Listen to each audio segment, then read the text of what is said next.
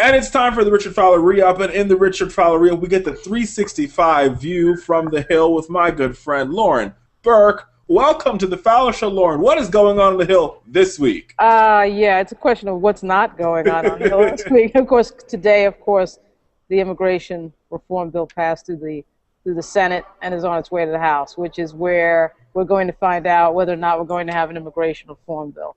And in talking to Luis Gutierrez, who's a key member of the Gang of Seven on the House side, you know, as he put it, you know, the bill needs a comfortable, safe place to land, and the members there need to be sort of encouraged from the inside to work on immigration in the House.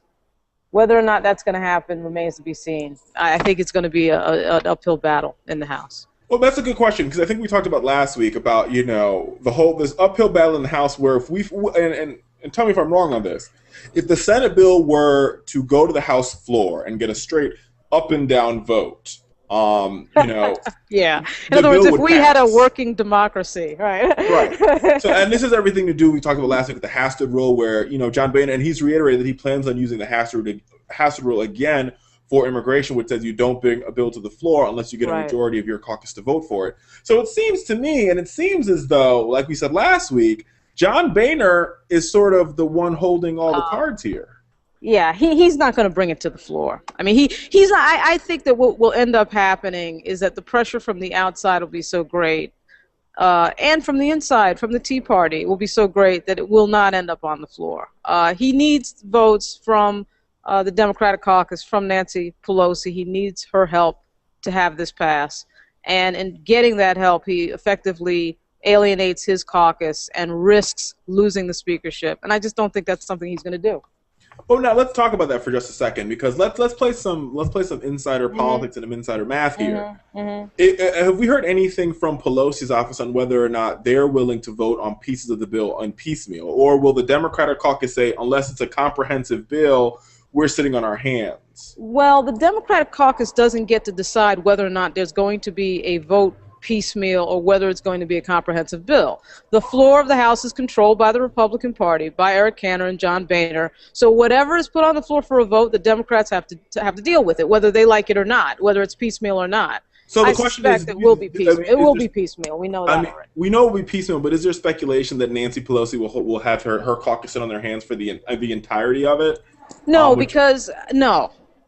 If something comes up that the Democratic caucus agrees with, they will vote for it, yay or nay. And that will, of course, very much depend on what the details of that piece that they put up, you know, is. So if it's something that they agree with, that'll be fine. But then, all right. So I hear you. So let's play this out some more, because I think it's good that we play it out. So, you know, they vote for something piecemeal. For example, you know, it comes to the pathway to citizenship. This is an ideal world out there, folks. Comes to the floor.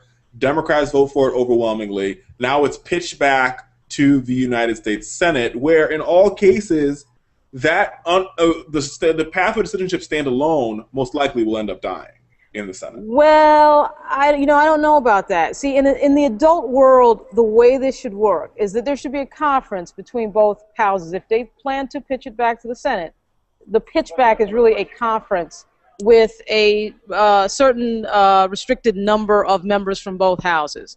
And then you work that out. So you're not throwing something on the floor that it's like, okay, we don't know what's going to happen. You do know what's going to happen because you've already negotiated it. And that's probably where they're headed. But it's very tough to tell with the House. And it would go to conference. I think a lot of people don't know this. Like, we expect you go to conference when you have two almost possibly identical bills and you're working out the minutiae on some sort of detail. Exactly right. But does it go to conference if the Republicans pass 15 different immigration bills and the Senate only has one comprehensive bill? That's not. You see, it could happen that way in theory, but I suspect it will not happen that way. So those piecemeal, you know, pieces. Let's say there's 15 pieces. There won't be 15 pieces. Let's say there is 15. They would most likely join the pieces together. You know, so you just wouldn't have 15 that you're going after for each conference. You join 5 together and you move ahead. So if you're an adult. But you see, around here, you never know what can happen. There are no adults. A quick question before we get you out of here. We have just a couple seconds, but I want to get your opinion on the IRS hearing that happened this week. There's more revelation that's been made that the IRS have also targeted progressive groups as well as Tea Party groups. Well, you know, what's happened with the IRS scandal is that it's completely blown up in Darrell Iss's face, because now we find out that the Republicans directed the IRS to only look at Tea Party groups.